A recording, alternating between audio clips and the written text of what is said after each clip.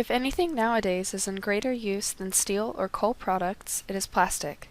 It is the third largest industry in the United States and creates more than $380 billion in annual shipments. The Plastic Industry Trade Association makes many attempts to justify the use of plastics worldwide by making optimistic statements such as the fact that only 4% of the U.S. energy goes to the creation of plastic products, and its incineration helps create more energy and leave less ash.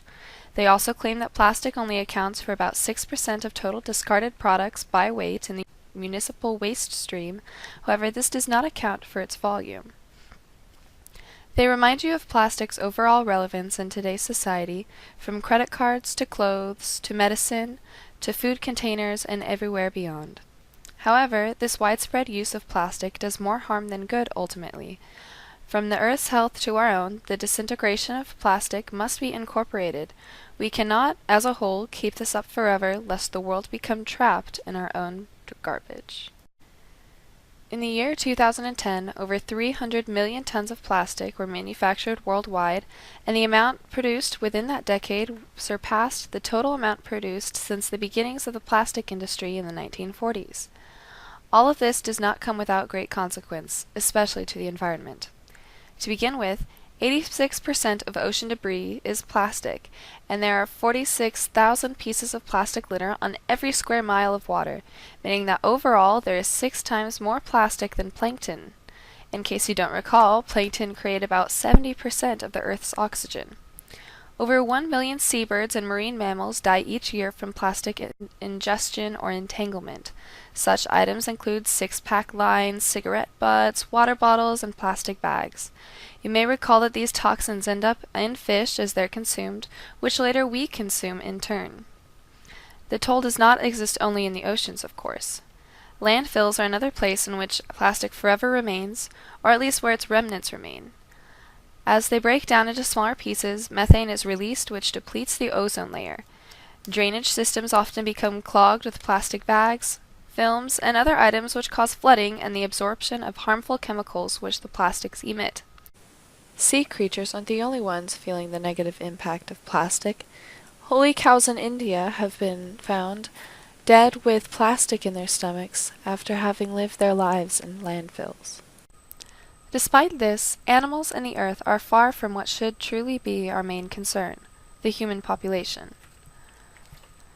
At first, scientists followed the popular phrase, "the dose makes the poison," approach to toxic chemicals found in plastic, thinking that even if toxins were released, it would be too small to cause any harm. Plastic polymers are rarely used by themselves, and are typically mixed with additives like polyvinyl chloride, PVC, or bisphenol A, BPA. PVC contains many types of phthalates, which, in animal studies, have resulted in obesity as well as autism and possibly ADHD. The latter, BPA, is particularly dangerous. They leach out of products because they are not chemically bound to the plastic and are present in products such as food packaging, perfume, cosmetics, and other such items which can be and are absorbed by the body. The reason why this is of such concern is because 93% of the entire population over the age of 6 has a significant amount of the chemical BPA in their urine. Those who have had higher amounts have decreased semen count and testosterone levels, and overall higher numbers of cardiovascular disease, type 2 diabetes, and liver enzyme abnormalities.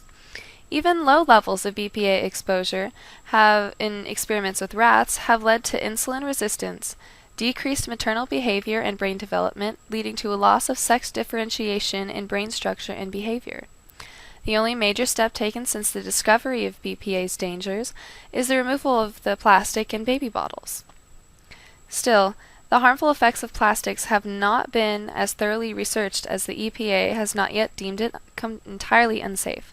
So what can we do as a society if we are left with such an impending situation? Ironically enough, the amount of litter we produce parallels our use of disposable packaging. In studies by NCAMS in the UK, increased public awareness about littering only increased its propensity. Landfills are running out of space, obviously, and the best way to reduce all of its harm from packaging is really very simple. In the article Plastic Recycling, Challenges and opportunities, the three R's turn into five to create an ultimate solution. Reduce, reuse, recycle, recover, and redesign. We can reduce by using less packaging in our foods and by buying things in the raw. For example, fresh produce, meats, and clothes made out of natural materials like cotton or hemp. So I think awareness is definitely part of changing people's choices. When you become aware that, you know what, I'm going to bring my own bags. I'm not going to use a plastic bag at the grocery store. I'm going to I'm going to ask for paper. Believe it or not, paper is a better choice. Biodegradable. Mm-hmm. Trees are sustainable if you do it properly. You can grow just like a crop. You can grow corn in the field. You can grow trees and replant those trees. You can grow more trees if you do it in a sustainable fashion. And if you think about forestry as it's a crop, it takes a lot longer. Yeah. It takes 30 years to grow a crop of trees versus a year to grow, or 6 months to grow corn. Or whatever it is. Paper is actually a better choice than plastic. If we are the consumers, it is ultimately up to us. We can also reuse plastic bags, reuse CDs for arts and crafty things. Where's our creativity? We can recycle more plastic bottles, and rather than throw them away at convenience, wait until you get home to put them in the recycling bin. We can recycle almost any plastic, and if you can't, don't buy it. Once again, you're the consumer. You dictate what's made. We can recover trash by picking it up every once in a while when we see it lying about. The phrase is mostly to recover the energy wasted in production. We can recover some through incineration and co-fueling of kilns. However, even this does not reduce the demand for raw materials needed to create more plastic. Again, the key is to reduce and recycle. Speaking of redesigning plastics, scientists have been working on creating biodegradable polymers. However, that is strictly dependent on how much compostable material we produce. Corn plastic does seem like a great idea, yes. However, we hardly have enough corn for ourselves to eat, let alone grow it to create plastic. But it is a step, yes. One of the innovations that came out of that project was that they were looking for an adhesive or a glue that they could use to seal the bottle shut. They wouldn't get water, they would hold these airtight. Yeah. And so instead of using a petroleum-based adhesive, they challenged the chemical engineer guy to come up with a plant-based or a bio-based adhesive glue to hold these bottles shut. And he did it. He used cashew nuts. And so they call it the nut goo. And it worked. But it took a lot more time, and it's a more expensive product, but it's sustainable and it doesn't hurt the environment. Okay. Do you think things like that would become more prevalent given time, or do you think people are still feeling fairly pessimistic about it given that it's more expensive and takes more time and stuff like that? Well, it depends on who you're talking to. If you're talking to folks in America who have, money, and they have enough money to make a choice. I'm going to buy the product that's more expensive because it's better for the environment, which I do frequently. I vote with my...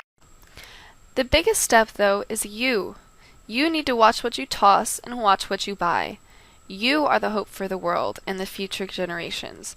And one may not seem like very much, but one person can add up. So don't despair. The world can change with your help.